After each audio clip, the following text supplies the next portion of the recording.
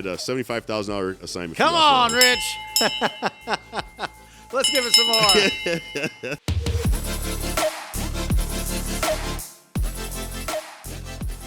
Welcome to the Wholesaling Inc. podcast, America's #1 podcast for new real estate investors, where we know that finding discounted property is the most proven path to financial freedom. I'm your host, Brent Daniels, Mr. TTP, Mr. Talk to People, and I am telling you this right now. If I can do this business, so can you. So let's get started. I'm going to get in the DeLorean here, and I'm going to go back in time to 2007.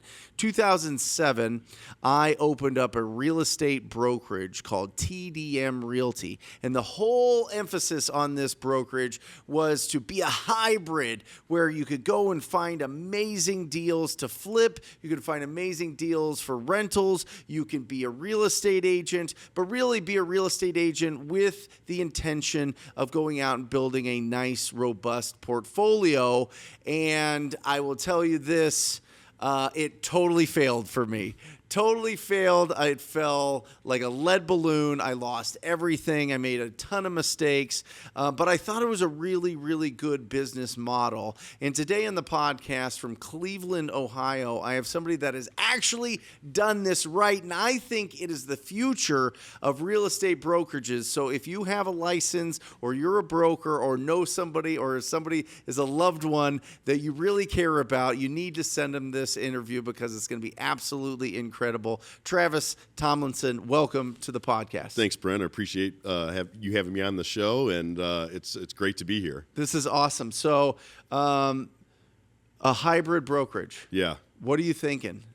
Because a lot of traditional brokerages kind of stay away from this. They want to teach you how to go out, represent somebody as a buyer and seller, so that they can get their part of the commissions. That's their business model. And they're like, well, if you do your own deals, I don't really know how me as a brokerage gets paid. So maybe we can talk about all that. Yeah, so it kind of ruffles a little bit of feathers. I think there's some resentment as far as, they look down at you sometimes. And that's how it kind of started out as far as, maybe a couple years ago. And then I think the demand for agents that want to do this is there. Mm-hmm. And so I think they've slowly kind of realized, like, hey, in order to be competitive in this market and not just lose our agents to these, hybrid brokerages or somebody who's offering something different, mm-hmm. They're starting to come around and trying to adapt and be able to pick up this option. But there's nobody in those brokerages with all the experience to be able to teach people how to do it. Yeah. Well, you talk about your 4 pillars that you really coach and train and guide the agents that work at your brokerage on. Do you want to break those down? Yeah. So we talk about the 4 pillars, one being flipping property, mm-hmm. One being buying rental property, long-term wealth. 3 would be the wholesaling or assignment contracts. Mm-hmm. And then 4 is your listing in traditional retail business. Awesome. Yeah. So every Tuesday we train agents how to do traditional agency stuff, and then every Wednesday I train all of our agents on how to do investing. So we break it down into 10 or 12 week structures. We just got finished up with flipping, and right now we're on to assignment contracts. And so when you bring people in and you're teaching them these kind of the pillars, as you call them, but really the strategies for being able to understand the investment side, what's the toughest one? What's the one where you're going and people are just not getting it? Is it building a rental portfolio? Is it creative finance? Is it assignments? Like, what's the biggest hurdle that you see with people that are kind of coming from, maybe they just got out of traditional a licensing school, or maybe they've just been in it a long time? Well, as far as the investment side, I think people get hung up on money. Like, they think it's real hard to get the money for these deals. Yeah. I tell people, it's like, if you can find the deal, I'll bring you the money. Yeah. I can find the money. That's not the hardest part. Now, it may not be real easy to find like cheap money, but you can get money for deals. Yeah. Construction intimidates some people. Those are 2 factors, like on the investing side of things, that kind of, I guess, hold people back from getting involved. Yeah. We try to teach them so that they have more confidence, more resources, so that they can actually pull those types of deals off. But we're seeing a lot of people that are already doing, when I started, there wasn't a bunch of Instagram. Instagram wasn't around, Right. So there wasn't all these online platforms where you go out there and get all this information. At least getting some peripheral information to where you kind of understand what's going on. Now there's a lot of information that's out there, and so we're getting younger agents that are already doing all the research and already watching you on Instagram or your podcast and people like you. And so they're like, hey, I want to find somebody who is actually out there doing this kind of stuff. Yeah. And so we're getting these agents that see what we're doing on social media and what we're talking about, and they're coming to us, which is pretty cool. It's a lot nicer, it's a lot easier to recruit people that want already contact you and want to come on your team and see what you're doing rather than, just chasing after people that are just traditional retail agents and then trying to convince them to do this kind of stuff. Yeah, I love it. I think you're completely right when it comes to the intimidation of raising the funds for deals. Yeah. When I started out, we kept in 2006 and 2007, the hot thing was, well, if you learn how to bid down at the foreclosure auction, that's where you get these really great deals. The guys down there driving nice cars. It's this whole good old boys group that you have to bid through, but they'll hook you up and it'll be great. But they'll get you the hard money. And when I heard hard money, I thought it was like a loan shark. Yeah. Like I thought it was like a dude that was rough around the edges. That's like, yeah, I could get you the money. It's gonna be, you know what I mean? Yeah, like in my mind, I had this weird, kind of thought of it, and it's really awesome people. Yeah. Typically that are running the private money or hard money lending, and they just raise funds from doctors, attorneys, wealthier people at 8%, and then they put it out at 12%. Right. They charge some points, and they look for. I mean, they have to put the money out all the time, Yeah. so they love us. Absolutely. Literally, they love us. They probably love you a ton, especially if you can help them work with all the agents that you have. But the money is out there. I will say that the 10 or 20% typically that you have to put down, that's probably a bigger challenge for people that want to do flips. And I always encourage people to start with, go find the deals. Yeah. And sell to the people that already have those funds and assign it and start building your bank account that way. Yeah, so I always absolutely. think that starting with wholesaling is the foundation of everything else. What do you think? Yeah, I mean, that's a great way to do it. The wholesaling is a great way because really what it comes down to is you have to find a deal. Mm-hmm. If you want to flip, if you want to buy a rental, whatever it is, you have to find the deal. And that's the hard part, really. And if you can get really good at that, make some money, build a little war chest up to where you can go out and kind of do more stuff on your own, that's a great avenue to do it. Our agents, I'll tell them, if you bring me a good deal, I'll partner with you. Yeah. I'll bring you through the process. We'll work up some sort of split that makes sense, that's good for all of us. Or we can assign that out and make cash right now. It depends on what you want to do and what are the profit margins on if we do a flip on this property. Yeah, I love it. I think, listen, the model that you have, I think, is going to get more popular as more states embrace the requirement to have a real estate license to assign deals to wholesale.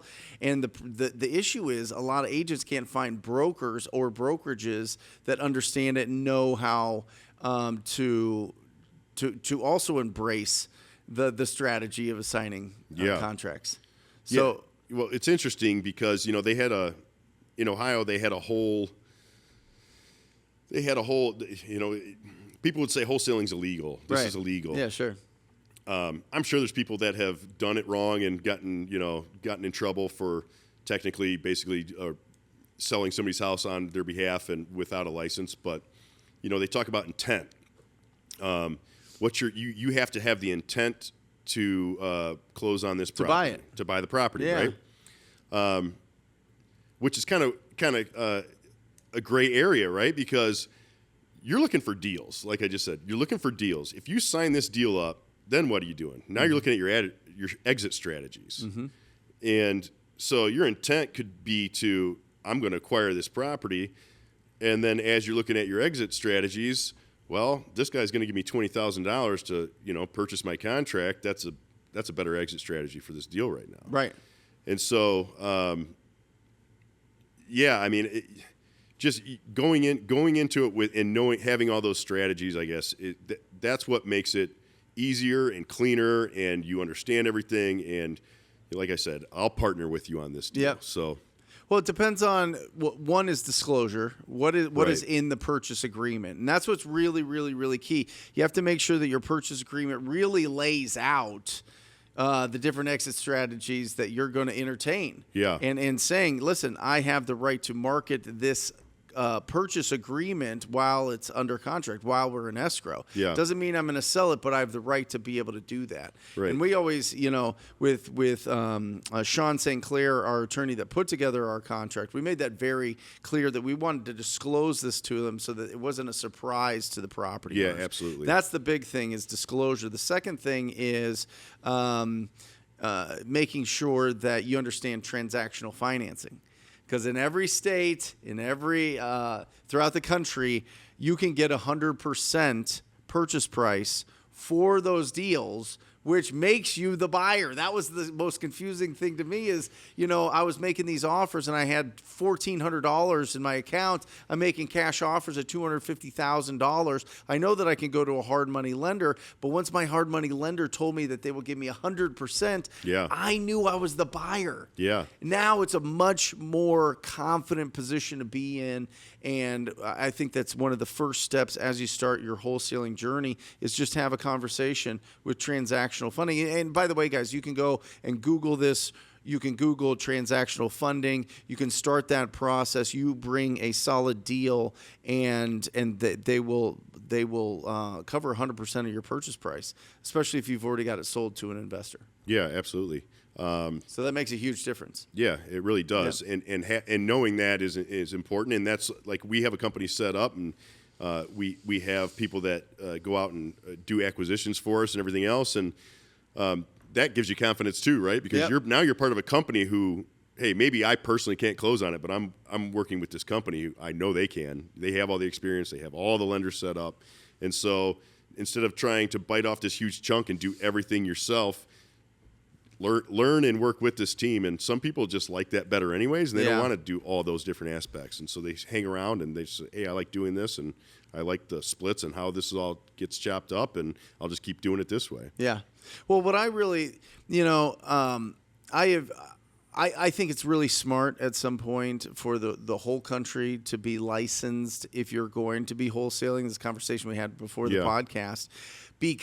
Not because, I think things should be regulated and I like big government and all this other. That's the complete opposite. Yeah. I like the fact that if you have your license, you can go to a brokerage that has people with experience, and they will embrace you. It's like working for a company, but not working for a company. You're all independent contractors, but you have resources there that the brokerage is.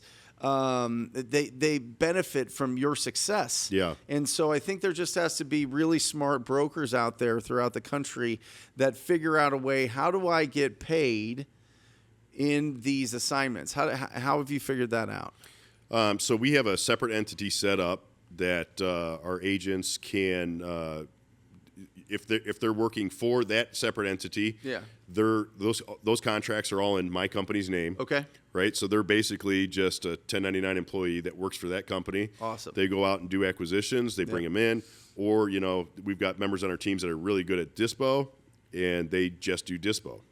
They have huge buyers lists, and that's just what they focus on. Yep. The part as far as if they're doing wholesaling just on their own, and you're not able to get your hands on it, we have a waiver that they have to sign, right? So it kind of separates as far as liability goes a little bit. Yeah. But I don't focus on, hey, this guy made a little bit of money and I didn't get a chunk of it. What I focus on is he's going to bring a deal that I'm going to want to flip. Mm-hmm. And at some point, there's going to be synergy created here. And maybe it's not me. Maybe it's somebody else on my team that buys a deal from him. Mm-hmm. So I think if you go into it and always just think me, and don't have this, this kind of vision of abundance and how everything's going to end up coming together because you're one big team, then you focus on, hey, this guy made $10,000 and I didn't get any money out of it. I look at it as I'm going to buy 2 flips off of him this year. Awesome. So many different ways. Yeah. Right.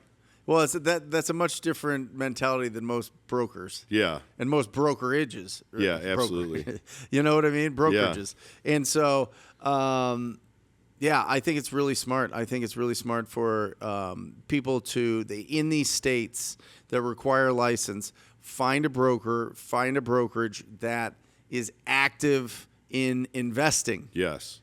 You know, I remember going to real estate school, and this is a bazillion years ago. This is 20 years ago. And just sitting around, and at the time we had to go to classrooms. It wasn't online as much as it is now. Yeah. You could literally do everything online. But I was just having conversations with a lot of the people there, and their main goal, I think it was 50-50, but 50% of the people there, their main goal was to learn real estate to be investors. Yeah. That was it. I hear that a lot. That was the whole reason. To list their own properties for flips, to understand the verbiage, to understand the process, to understand, how to find great opportunities, which they don't teach you in real estate school. Right. It's a spoiler alert. But I think that people read Rich Dad Poor Dad. I think that people go online and figure out, how can I build wealth over time? How can I make money from real estate? And it leads them down the path to get a license. And a lot of times they just don't have the right home. Yeah, they don't have the right place. They end up getting into the retail trap. You know? Nobody's there in the brokerage to teach them how to invest in real estate. And some brokerages you go to, it's like the competition is, nobody even wants to help you. Not even on the retail side. If they're not getting a cut, they don't want to help you. Yeah. We've done a really good job of with our team of having this open communication with everybody, and everybody feels like they're on the same team. We have a platform where, just a Facebook group that people throw questions out, kind of like your Facebook group, and everybody's just there to help.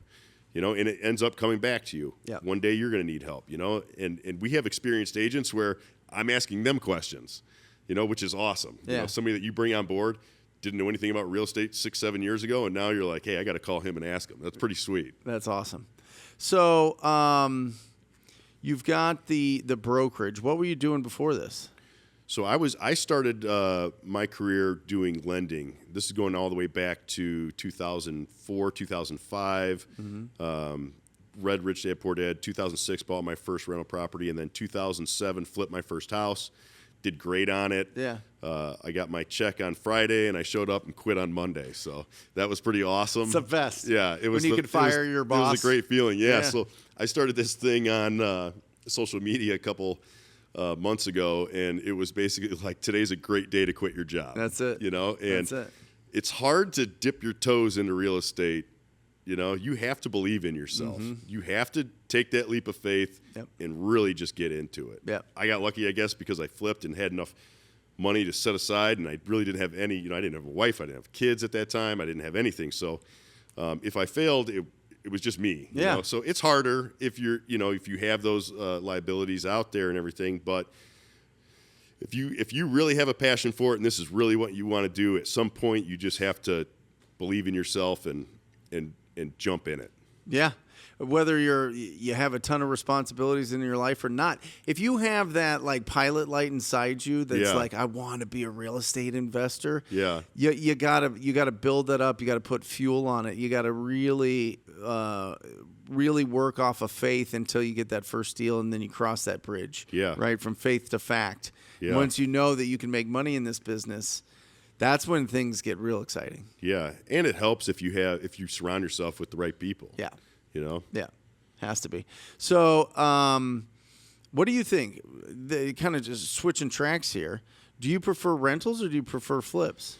When I first built my rental portfolio, I was chasing cash flow. Right. And so I'm going into C, D neighborhoods. Right. Thinking like, I'm going to get 30 of these, and then I'm going to get all this monthly and income. Out. Yeah. And that was the wrong way to do it. Race. Oh my God! Like it almost ruined rental properties for me, to be honest with you, because it was like, this looks great on paper, but it's so much work, and you have to have so many of them to where it makes sense to hire a property manager. Yeah. And so I sold a lot of that portfolio off when the market shifted, and I flipped them off as tenants were coming up. Sure. And now I'm rebuilding my portfolio. I don't even care if I cash flow $200, $100. If I can break even on something, sit on it for 10 or 15 years, and now I'm just chasing appreciation. Yep. But there's no instant gratification in rental properties. Yeah. But it's something that if you don't do in 15 years, you're going to wish you did. Yeah. Well, and I'll speak to the whole audience here because I got great advice from a mentor of mine, Michael Jake. He said, only buy in good school districts, buy twice as many as you think you should, get them all to 50% equity, sell half of them, pay the other half off. And then that's when you're out, right? That's when you get the cash flow. That's when you actually get the cash flow. The fact is, cash flow for single family properties is a myth. Yeah. It is, because all that money goes back into the property. Right. If you look at the statistics, $2,300 to turn over a property every time a lease is up. All right. You've got an average of $3,000 a property for general maintenance and upkeep every single year. Plus, every 10 years, you have a major item. Yeah. That's going to be $10K plus. So you look at, I'm getting $200-$300 in passive income. Yeah, but if it's vacant and if you need that new boiler, or if the basement floods, or you need a new air conditioner unit or pool pump or whatever else, all of that is gone. Yeah. And so what happens is people don't plan for that, and it's the classic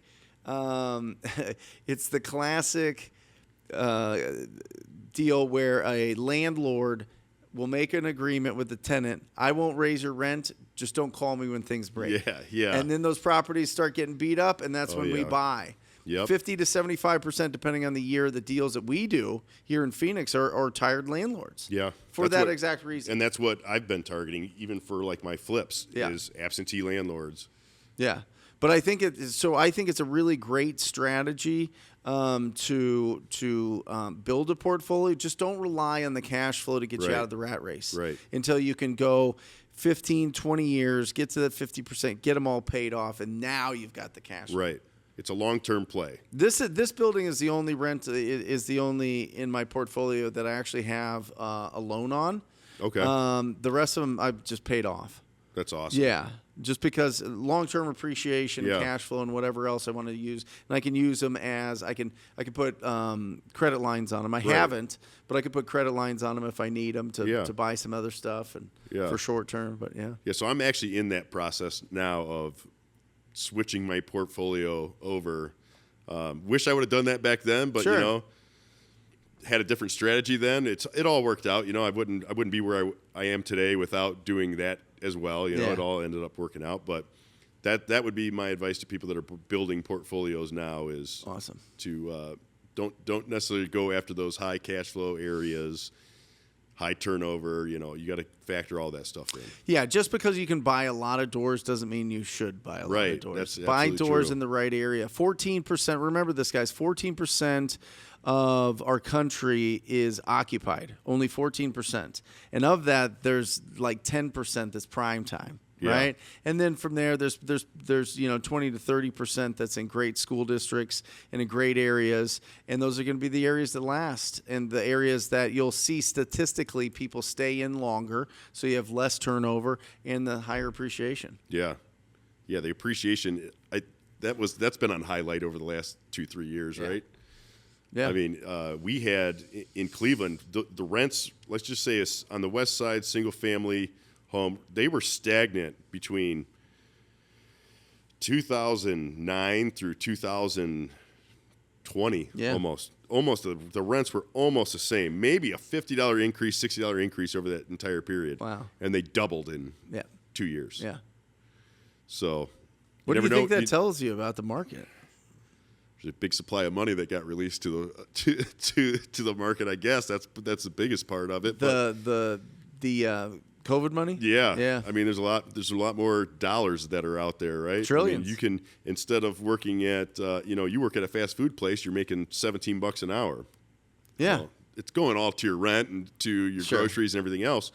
But if you were sitting on those rental properties for that many years and you don't have loans on them, that was a huge boost to your business. Huge boost. Yeah. Awesome. Let's break down a deal. All right. All right. Any deal you want. All right. Well, I want to highlight this deal because it's pretty cool. I purchased your training in March, I believe. Yeah. And one, I'm always the type of person I feel like I have to continually learn, right? And I've been doing things the same way for a long period of time. And I'm like, I need some fresh ideas. I need some motivation. And I need a way that I don't have to sit down with my team members one-on-one and do this manual training. I want them to be able to, here, watch these videos, perform these different trainings, and it's a lot more efficient for me. And they're getting great information, better information than they would if I'm just sitting down with them one-on-one, you know? Sure. I can do that as well, but there's no way to grow that way, right? So Rich, one of our new guys, came on in March. I think he was the first one that I got a login for. Yeah.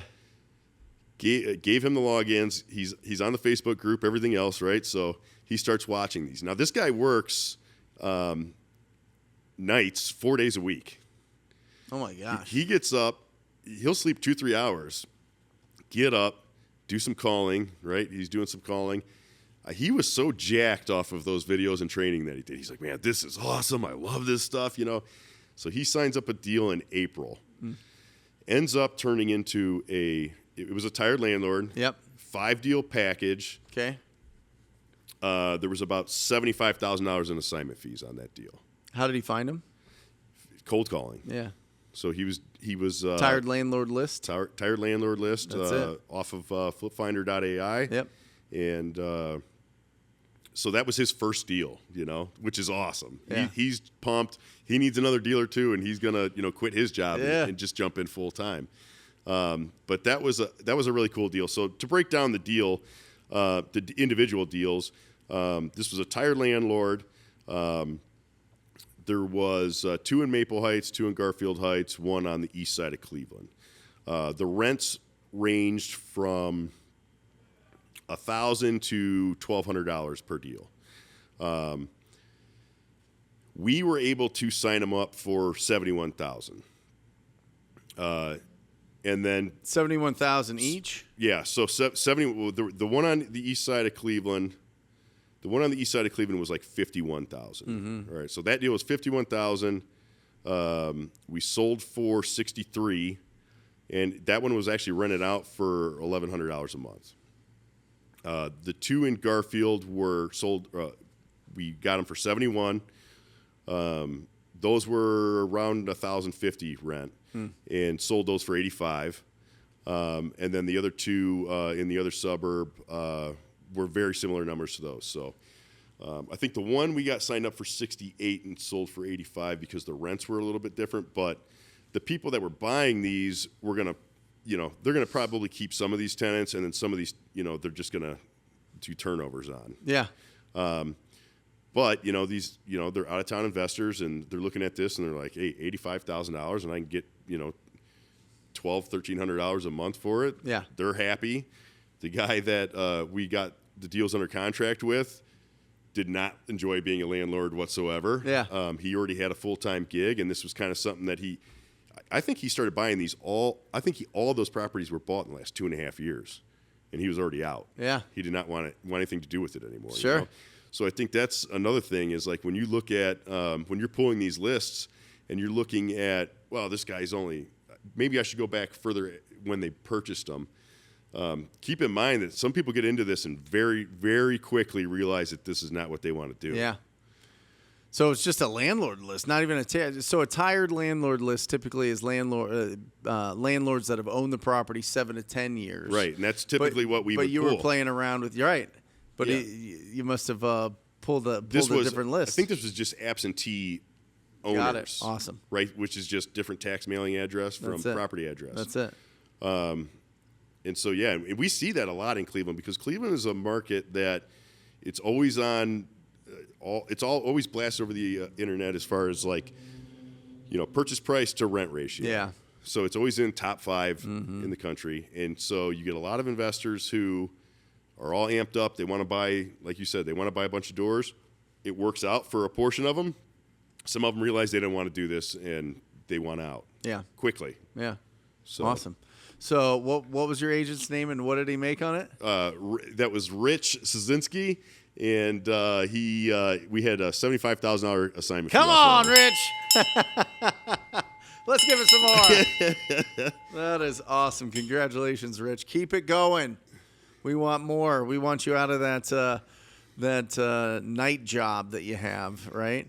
And so that's awesome. Yeah, that's really great. cool. That's great. So how can people find you? How can people, especially if they own brokerages and they see the transition going to, more investment, more assignments, or more, as more and more states adopt licensing for wholesaling, there's going to be more people opening up brokerages. So how can they reach out to you and see what you got going on? On Instagram, I'm local Trav. And local spelled LOKAL. There you go. Right. I'm sorry. My Instagram handle is TravLocal. Got it. Right. So TravLocal on Instagram. Facebook is just my name, Travis Tomlinson. And then localrealestate.com. If you go on there and say join our team, you can just submit the form, and then one of us will contact you. Awesome. That's the best way to get a hold of you. Yep. Just send you a DM or something. Yep. That's what I tell people, because that's it's the easiest way for. And then through those DMs, I'll just throw you my cell phone number, and then we can have a conversation. Awesome. Well, I think it's going to be really important, especially with all the changes going on with real estate and real estate agents and our world. It's really we're seeing that there's becoming more and more connected tissue between agents and wholesaling, or getting a license and wholesaling. And I think it's absolutely great. I think people are going to get a lot more support. I think the people that are really serious are going to get the right training to be able to understand what is a deal and what's not a deal, and go out there and really solve the problems of property owners that the traditional real estate agent really doesn't solve. Yeah, I agree, 100%. Yeah. Because when you need speed and convenience, and you don't want to put your home in the market, or you're embarrassed about putting your home in the market, or you don't want there to be pictures, or you've got a tremendous amount of pets, or you're a very private person, you just want a private sale. And that's not most people, but statistically it's 6 to 10% of the market, and that's the world that we live in. That right there is, I tell our agents all the time, is like, you may look at this and say, why would anybody do that? And I said, people are honestly like, they may inherit a property and they're embarrassed the way that their relative was living, and they don't want to show that. Mm-hmm. And so that's why they want to do it. Yeah. A lot of times it has nothing to do with money. It has something to do with something else, some sort of convenience factor or some 100%. Sort of emotional aspect to it. 100%.